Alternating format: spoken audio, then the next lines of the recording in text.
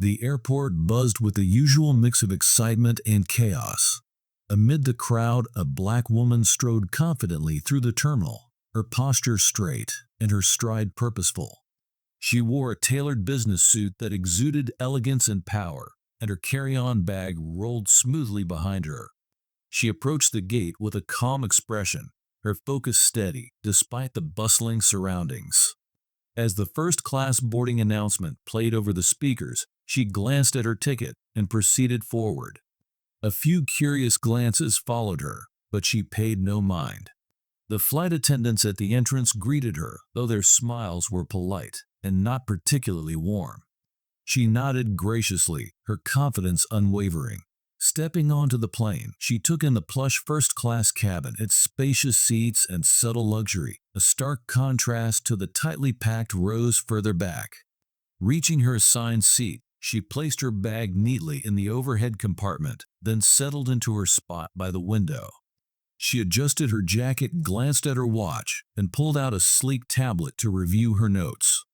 Her demeanor was calm and collected the picture of a professional woman ready for her next move.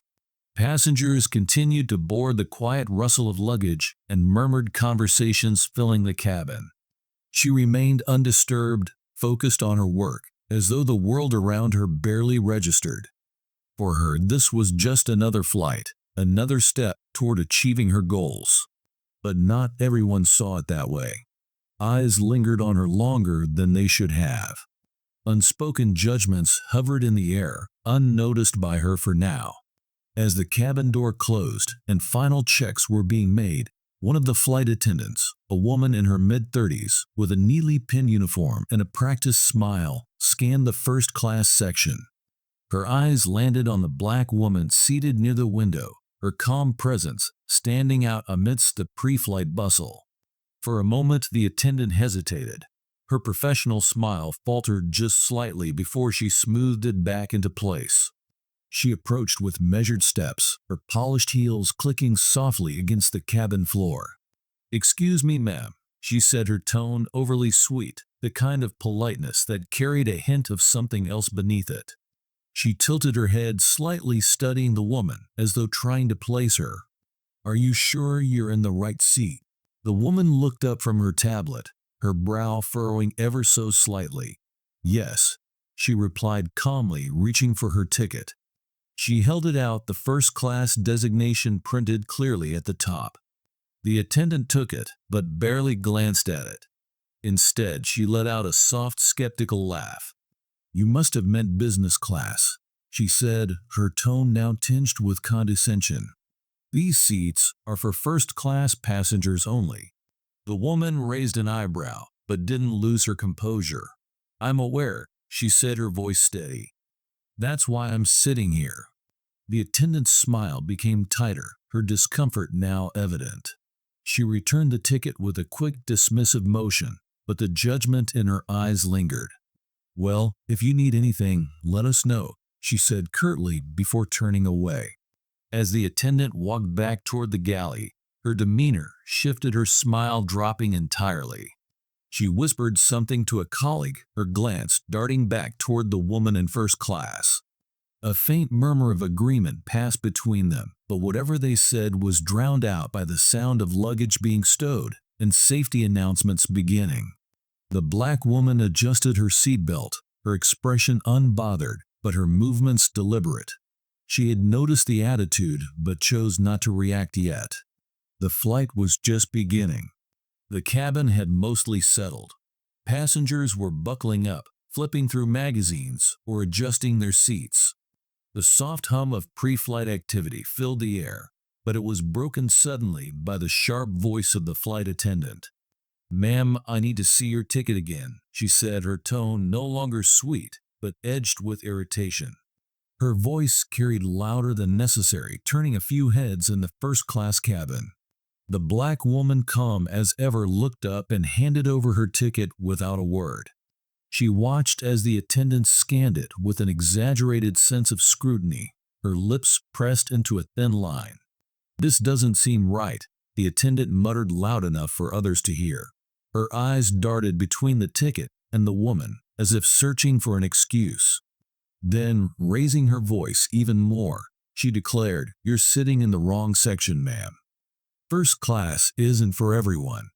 Gasps rippled through a few nearby passengers. Some exchanged uncomfortable glances. Others averted their eyes, pretending not to hear.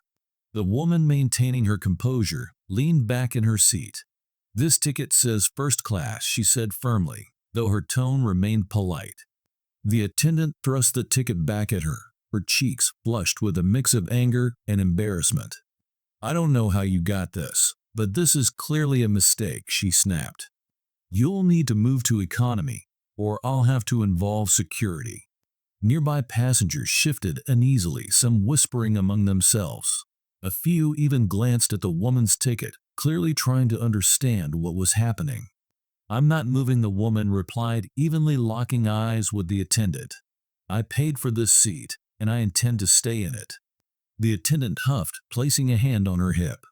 "If you won't move, you'll leave me no choice but to escalate this further," she said, her voice dripping with condescension. "We don't have time for these games." The woman didn't flinch. She simply folded her hands in her lap, her calm demeanor a stark contrast to the growing tension in the cabin.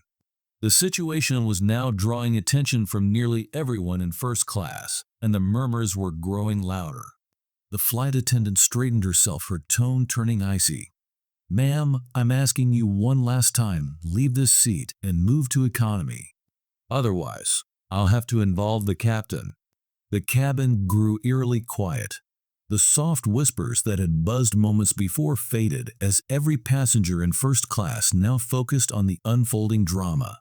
Some glanced at each other with raised eyebrows, while others avoided eye contact altogether, sinking into their seats as though hoping not to be involved. The black woman took a deep breath, her expression unreadable. Slowly, she unbuckled her seatbelt, her movements deliberate and composed. Without a word, she stood and retrieved her bag from the overhead compartment. The tension in the cabin felt like it could snap at any moment, but she carried herself with the same grace she'd had when she first boarded. Finally, the flight attendant muttered under her breath, loud enough for nearby passengers to hear. Her lips curled into a small, victorious smirk as she stepped aside to let the woman pass. A murmur of disbelief rippled through the first-class cabin. Some passengers shifted uncomfortably in their seats, their gazes darting between the flight attendant and the woman. A few seemed as though they wanted to speak up, but didn't, their silence speaking volumes. The woman made her way down the aisle, her head held high. Passengers in economy craned their necks to see what was happening as she moved toward an empty seat near the back. She placed her bag in the overhead bin and sat down, adjusting her jacket with quiet dignity. Though she showed no outward sign of anger or frustration, the humiliation was palpable. The first-class passengers remained frozen in their plush seats, too stunned, or perhaps too indifferent to intervene. In the economy section, a child sitting nearby stared at her, curiously tugging on their parent's sleeve. The parent shushed the child and whispered something, their eyes flicking nervously toward the front of the plane. The woman gazed out the window, her expression unreadable. She had endured the indignity without causing a scene, but there was a sense that this wasn't the end of the story. For now, the flight attendant had won, but the energy in the cabin shifted uneasily, as if everyone could feel that something bigger was coming. As the plane leveled out at cruising altitude, the tension in the cabin hadn't subsided. Whispers circulated quietly among the first-class passengers, a mixture of confusion, curiosity, and discomfort. Some leaned over to their neighbors, exchanging hushed speculations about what had just happened. In the economy section, the black woman remained composed, gazing out the window as the clouds rolled by. She seemed unbothered on the surface. A closer look might have revealed a glimmer of resolve in her eyes. Meanwhile, in the galley, a junior member of the airline staff busied herself arranging service trays. She had noticed the scene earlier, but had not interfered. Now, as she caught a glimpse of the woman seated in economy, a wave of recognition swept over her. Her eyes widened. "That's her," she whispered to herself. barely audible over the hum of the engines. She quickly excused herself, walking briskly toward the cockpit. Inside the cockpit, she hesitated for a moment before knocking on the door. When the captain opened it, she leaned in, speaking in a hushed but urgent tone. "Captain, I think we have a situation. That woman in economy is not just any passenger. She's the owner of the airline." The captain's expression shifted from confusion to alarm. "Are you sure?" he asked, lowering his voice. "Yes," she replied, nodding firmly. "I've seen her in the company newsletter." "That's definitely her." The gravity of the revelation hit the captain like a tidal wave. He quickly called for the head flight attendant, who arrived with an air of authority, still oblivious to the storm about to break. "What's the issue?" the attendant asked briskly, glancing between the captain and the junior staff member. The captain's voice was firm but low. "The woman you removed from first class is the owner of this airline." For a moment, the flight attendant just stared, her face a mask of disbelief. Then the color drained from her cheeks, replaced by a look of sheer panic. "What? That can't be. Are you sure?" The junior staff member nodded. "It's her. There's no mistake." The realization rippled through the crew like a shockwave. The flight attendant stammered, searching for an explanation, but words failed her. The weight of her actions began to sink in, and for the first time, her confident demeanor cracked. Back in economy, the woman sat calmly, unaware of the chaos unfolding among the crew. But the balance of power had shifted, and the reckoning was only just beginning. A few minutes later, the captain's voice crackled over the intercom, sharp and clear. "Ladies and gentlemen, may I have your attention, please?" His tone was steady, but there was an undercurrent of urgency. "We'd like to sincerely apologize for the misunderstanding earlier in the flight. It has come to our attention that a passenger in our economy section is, in fact, the owner of this airline." A wave of murmurs rippled through the cabin as passengers exchanged confused glances, some still processing what they'd just heard. The flight attendant, who had been standing near the galley, froze mid-step. She was already pale, but now her face turned a ghostly shade of white. Her hand instinctively gripped the counter as she absorbed the news. The captain continued, his voice unflinching despite the tension. "We deeply regret the treatment this passenger received, and we'll be taking immediate action to address the matter. Once again, we apologize for any discomfort caused." The plane fell into a stunned silence, broken only by the soft hum of the engines. The flight attendant's gaze darted nervously around the cabin, her earlier confidence completely shattered. She could feel the eyes of the passengers on her now, heavy with judgment and silent reproach. In first class, the passengers had stopped pretending not to notice. A few exchanged glances, while others whispered among themselves. Their support for the woman became more visible. Some even nodded in quiet approval as they realized the gravity of the situation. In the economy section, the woman sat motionless, still looking out the window, her calm demeanor unwavering.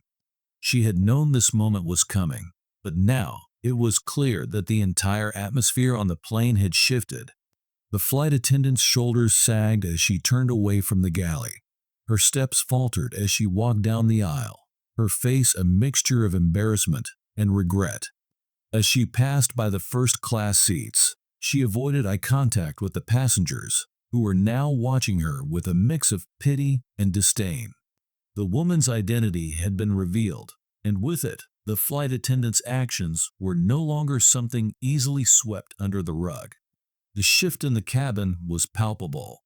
Where there had once been uncertainty, there was now clear support for the woman who had been wronged. As the plane touched down and taxied toward the gate, the cabin slowly came back to life. Passengers unbuckled their seatbelts, gathering their belongings, but there was an air of anticipation hanging over the entire flight. No one spoke too loudly. The tension lingered, even as the engines wound down. When the plane finally came to a halt, the seatbelt signs dinged off, and the crew began their usual disembarkation procedure. But before anyone could stand, the woman rose from her seat in the economy section. Her movements were deliberate, her back straight, exuding authority. The flight attendants had begun to gather in the galley, preparing to exit the plane. But when she approached, all eyes turned to her. The flight attendant, who had caused the trouble earlier, stood near the front, her hands trembling slightly. She looked at the woman, her face still pale. The weight of the situation had clearly sunk in. The woman walked directly toward the crew. Her gaze moved from one staff member to another, but it was the flight attendant who had mistreated her that felt the full force of her calm but powerful presence.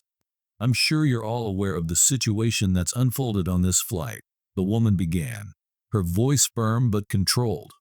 "I've given you all the benefit of the doubt, but your actions today were unacceptable." The flight attendants exchanged nervous glances, the tension palpable. None of them spoke. "I'm the owner of this airline," the woman continued, each word carefully chosen. "And I've just witnessed the kind of behavior that doesn't align with the values we hold at this company." The woman paused, letting the words hang in the air. The flight attendants shifted uneasily, their faces flushing with embarrassment. "Effective immediately, all of you are terminated," she said, her tone unwavering, "for failing to uphold the standards of respect and professionalism that are expected here." A stunned silence filled the cabin. The passengers, who had been watching the exchange with rapt attention, began to murmur among themselves. Then, a few claps rang out, slow at first, but then building in strength. The woman glanced briefly toward the passengers, her calm demeanor still intact, but she could feel the shift in the room. The crew was frozen, speechless, their faces a mixture of shame and disbelief. The applause grew louder. Some passengers stood to show their support, clapping with genuine enthusiasm. The crew remained still, unable to look anyone in the eye. Their humiliation was complete. The woman turned on her heel, nodding once before making her way down the aisle to the exit. As she passed by the crew, she did not pause. There was no need to say anything further. The consequences had been made clear. As the woman reached the door, she turned back to the passengers one last time. Her voice, calm but resolute, carried across the cabin. "Remember, no one is ever above another. Treat each person with dignity and respect, regardless of their appearance or position. Prejudice often leads to consequences we can't undo." She gave a small nod, her gaze steady. "Fairness is what binds us all, and humanity should always come first." With that, she stepped off the plane, leaving behind a powerful reminder that integrity and respect must always come before anything else. If you found this story impactful, don't forget to like the video and subscribe to our channel for more inspiring stories.